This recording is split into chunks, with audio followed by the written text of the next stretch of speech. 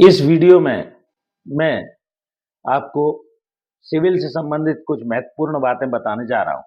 कोई भी मामला जब सिविल केस न्यायालय के समक्ष लगाना होता है, तो हर व्यक्ति को सबसे पहले एक लीगल नोटिस वकील के माध्यम से, चाहे वो पैसा वसूली से संबंधित हो, 2 तरह के केसेस सूट ए और सूट बी होते हैं और दूसरे अदर मैटर्स होते हैं, जैसे अचल संपत्ति है कि कोई मकान किराएदार रह रहा है, खाली कराने के लिए लीगल नोटिस का जो वेरी पर्पस है वो यही है कि उस व्यक्ति को जिस भी आप ग्राउंड के आधार पर उससे पैसा वसूल करना चाहते हैं, मकान खाली कराना चाहते हैं, कोई अन्य बंटवारे से संबंधित कोई मामला है, वसीयत चैलेंज करना चाहते हैं और बी सूट मनी सूट होते हैं।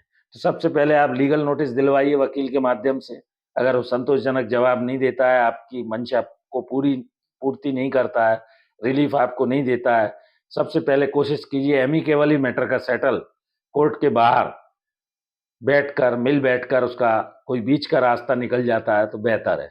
चाहे वो घरेलू मैट्रिमोनियल डिस्प्यूट हो या अदरवाइज पैसे की वसूली का हो या अन्य कोई हो। यदि नहीं होता है तो फिर आपको सिविल सूट लगाना होता है। इसके लिए आपको वकील साहब की सहायता लेनी होती है, आपको दावा तैयार करना होता है। वादी के रूप में आप स्वयं एक या अधिक हो सकते हैं, प्रतिवादी के रूप में जिसके विरुद्ध कार्यवाही करनी है वो एक या अधिक प्रतिवादी डिफेंडेंट हो सकते हैं। जब आप दावा न्यायालय में प्रस्तुत करते हैं तो उसकी जांच होती है, दावे पर सही कोर्ट फीस लगाई गई है कि नहीं, न्यायालय को उसका जुरिस्डिक्शन है कि नहीं है। इसके अलावा क्षेत्राधिकार देखा जाता है, उसके अलावा कॉज ऑफ एक्शन एरोज हुआ कि नहीं, कब हुआ, लिमिटेशन में है कि नहीं, ये सारी जांच पड़ताल के बाद वो मामला न्यायालय के सिविल रजिस्टर में दर्ज कर लिया जाता है और एक नंबर दिया जाता है। दावा प्रस्तुत करने के पहले 2 प्रति में कम से कम उसकी दावे की कॉपी और जितने डिफेंडेंट हैं उनकी कॉपी और तलवाना देना होता है। तलवाने पर जो प्रोसेस फीस है, डिफेंडेंट को या प्रतिवादी को कोर्ट नोटिस भेजती है, सम्मन इश्यू करती है। सम्मन का अर्थ है टू समवन कॉल, और उसके लिए आपको वो सब तलवाने के साथ उतने पैसे के लिफाफे रजिस्टर्ड भेजने होते हैं। वो रजिस्ट्री से भी कोर्ट भेज सकती है, डिफेंडेंट को हमदस्त भी तामील करा सकती है।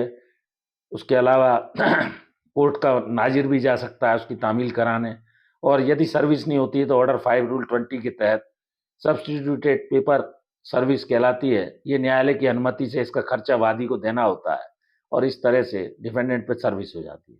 डिफेंडेंट वहाँ स्वयं उपस्थित होगा या अपने वकील के माध्यम से होगा, वकालतनामे के आधार पर उसको कॉपी कोर्ट देगी। वो डिफेंडेंट 30 दिवस में या 90 दिन के अंदर उसका जवाब दावा पेश करेगा। नहीं अगर पेश करता है तो उसके खिलाफ एक्स पार्टी किया जा सकता है। फिर उसको एक्स पार्टी वादी को अपना बयान कराना होता है। यदि वो बीच में आ जाता है और सेट असाइड की एप्लीकेशन देता है तो आदेश 9 नियम 13 सीपीसी के तहत कोर्ट अगर जेन्युइन ग्राउंड है तो उसको जवाब दावा प्रस्तुत करने का अवसर देती है। मेरिट पर दोनों पक्षों की प्लीडिंग के आधार पर दावे और जवाब दावे के आधार पर इश्यूज फ्रेम होते हैं, जो आदेश 14 नियम 5 के तहत होते हैं। और उनमें सबसे पहले कॉज ऑफ एक्शन एरोज हुआ कि नहीं, जुरिस्डिक्शन है कि नहीं, प्रॉपर कोर्ट फीस दी गई है कि नहीं, लिमिटेशन के अंदर दावा लाया गया है कि नहीं। यदि लिमिटेशन से टाइम बार्ड है तो सेक्शन 5 लिमिटेशन एक्ट की कंडोनेशन ऑफ डिले की एप्लीकेशन प्रस्तुत की जाती है, जिसमें दोनों पक्षों को सुनने के बाद यदि कोर्ट जेन्युइन और बोनाफाइड ग्राउंड पाता है तो उसको कंडोनेशन की एप्लीकेशन को अलाउ कर लेता है।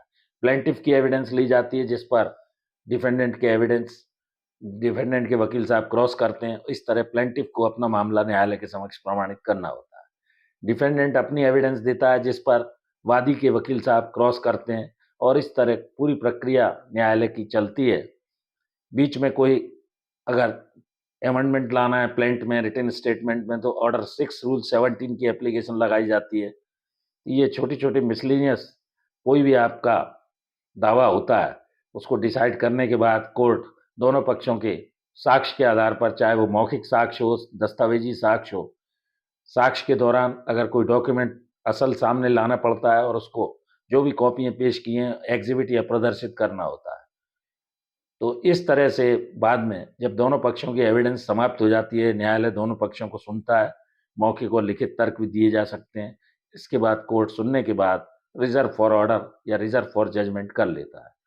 सामान्य रूप से 15 से 30 दिवस के अंदर न्यायालय सिविल कोर्ट के अंदर सिविल मामले का फैसला दे देते हैं। विभिन्न अदालतें, डिस्ट्रिक्ट कोर्ट वगैरह बनी हुई हैं, इन्हीं में ओरिजिनल जुरिस्डिक्शन होता है। तो सबसे पहले जो लॉ के स्टूडेंट हैं, मैं उन्हें ये बताना चाहूँगा या लॉ फ्रेटर्निटी से जुड़े हैं कि वो प्रोसीजर को समझने के लिए सिविल कोर्ट में किसी सीनियर के साथ कुछ दिन काम अवश्य करें, जिससे उन्हें कोर्ट का एटिकेट, कोर्ट की प्रोसीजर, किस तरह सीनियर से व्यवहार करना है, किस तरह अदालत से व्यवहार करना है, न्यायालय का जो न्यायाधीश है उसका सम्मान करना है, ये सारी बातें सीखनी चाहिए। तो इस तरह मैंने सिविल प्रोसीजर कोड के संबंध में ये एक प्रक्रिया सिविल दावे के बारे में बताई जो आपको जानना चाहिए। हर व्यक्ति के ये काम की है। वीडियो को शुरू से अंत तक आपने देखा, सुना और ये आपकी जानकारी जीवन में काम देगी। तो इस वीडियो में यहीं तक, फिर मिलते हैं नए वीडियो के साथ। Thank you for watching this video. नमस्कार।